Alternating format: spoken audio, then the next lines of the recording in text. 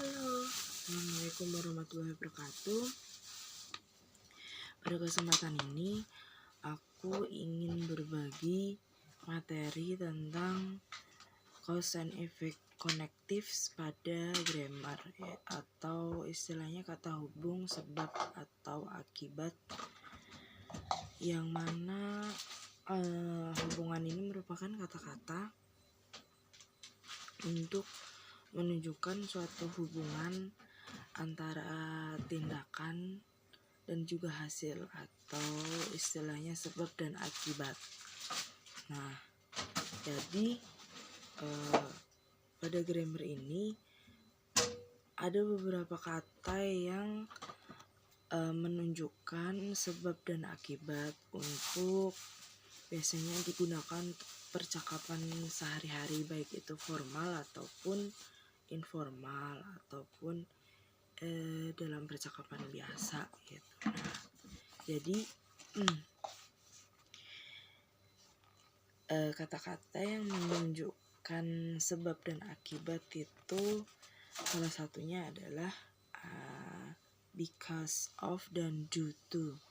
Nah, kata-kata ini itu di keduanya menjelaskan satu alasan atau penyebab dan harus diikuti oleh kata benda atau noun atau kata ganti atau disebutnya pronoun.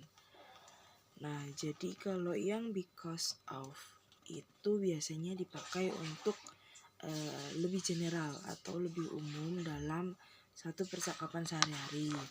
Nah, sedangkan due to itu tuh biasanya digunakan untuk percakapan yang lebih formal gitu. Nah, contohnya kalau yang because of itu ada she was late because of traffic. Nah, kalau yang due to itu contohnya ada the delay was due to technical issues. Nah, jadi salah satu contohnya itu. Kemudian ada therefore and consequently, di mana dua kata ini biasanya digunakan untuk menunjukkan satu hasil atau kesimpulan yang logis dari satu penyebab. Nah, kalau yang therefore biasanya dia itu fokus pada kesimpulan logis, yang mana sering digunakan dalam satu argumen atau tulisan yang formal. Kemudian kalau yang consequently, dia itu biasanya fokus pada satu hasil dari satu tindakan atau peristiwa yang lebih spesifik. Nah, gimana contohnya? Kalau yang therefore itu ada she didn't study for the exam, therefore she failed. Nah, kalau yang consequently itu salah satu contohnya ada the roads where I see, consequently many accidents occur. Next, yang selanjutnya ada such that dan so that. Dua kata ini biasanya digunakan untuk menekankan tingkat atau intensitas suatu penyebab yang menghasilkan satu akibat tertentu. Nah, kalau yang such that itu biasanya menekankan pada satu kualitas benda atau noun, di mana strukturnya itu ada such plus adjective plus noun dan that. Kemudian kalau so that itu dia menekankan pada satu tingkat kata atau adjektif, kata sifat ya, atau kata keterangan adverb, yang mana strukturnya itu ada so, adjective atau adverb, dan that. Contoh dari such that itu ada it was such a beautiful day that we decided to go hiking. Kemudian ya, contoh dari so that itu ada the movie was so exciting that I watched it twice. Nah, itu beberapa contohnya ya teman-teman. Kemudian yang selanjutnya ada kata hubung pertentangan. Jadi dia kayak bertolak belakang gitu. Nah, dan yang mana disebutnya adalah connective showing direct contrast. Nah, kata hubung ini itu untuk menunjukkan satu perbedaan atau oposisi yang jelas antara dua ide atau situasi.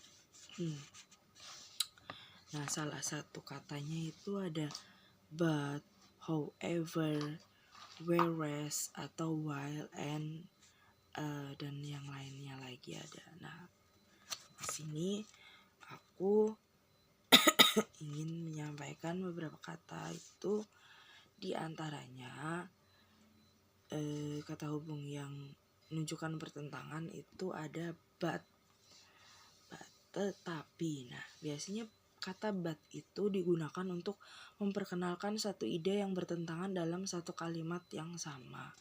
Contohnya ada she want to go to the party but she had too much work.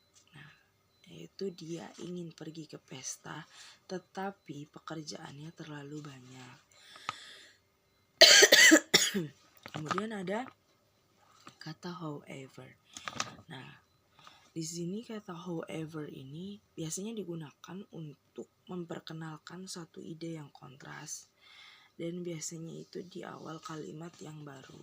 Contohnya, he studied very hard, however he didn't pass the exam.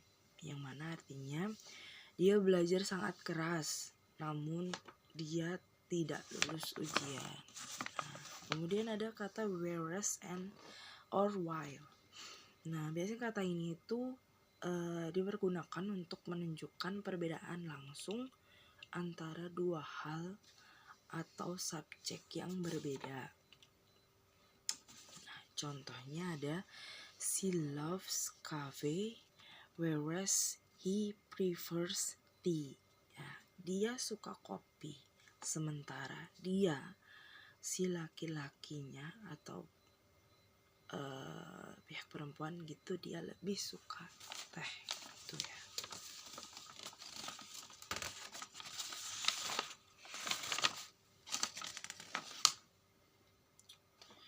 Oke, jadi nah ada satu lagi itu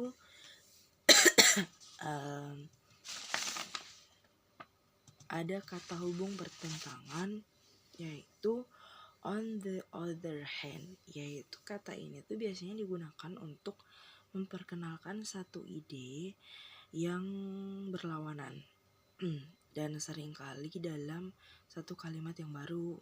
Contohnya, I want to go to the beach.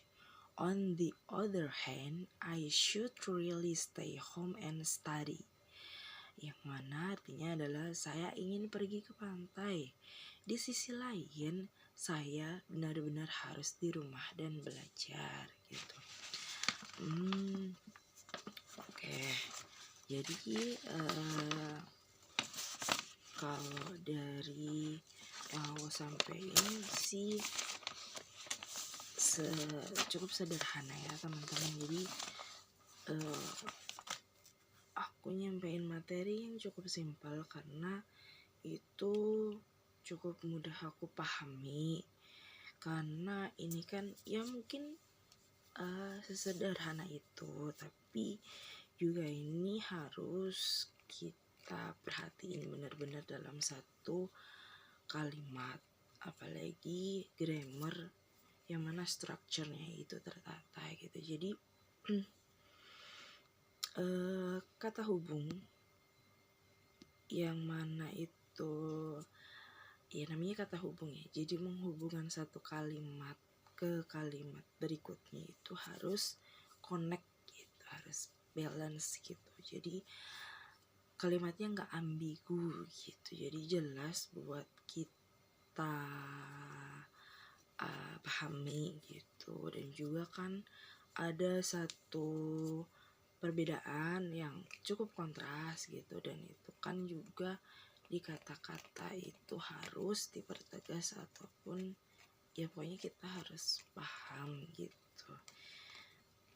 Kenapa kita harus belajar untuk tahu dan paham, karena ya kayak di bahasa Indonesia sendiri juga kalau kata hubung maupun kata yang berlawanan itu tidak sinkron dengan kalimat berikutnya, maka akan menimbulkan miskomunikasi atau distraction gitu, maksudnya kayak salah tangkap gitu. Jadi kita harus wajib banget untuk belajar memahami structure dan arti atau meaning dari kalimat tersebut ingin menjelaskan tentang apa. Jadi kitanya pun paham dengan kalimat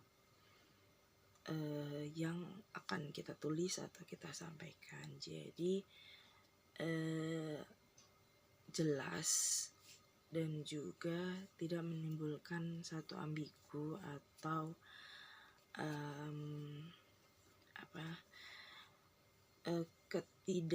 ketidakselarasan gitu. Jadi searah sejalan gitu dengan apa yang mau disampaikan gitu, tersampaikan dengan jelas. Jadi tidak menimbulkan kesalahpahaman atau kesalahartian begitu kurang lebihnya dari aku, teman-teman. Bila mana ada banyak kekurangan, mohon maaf. Thank you for watching. See you on the next kesempatan selanjutnya. Bye bye. Wassalamualaikum warahmatullahi wabarakatuh.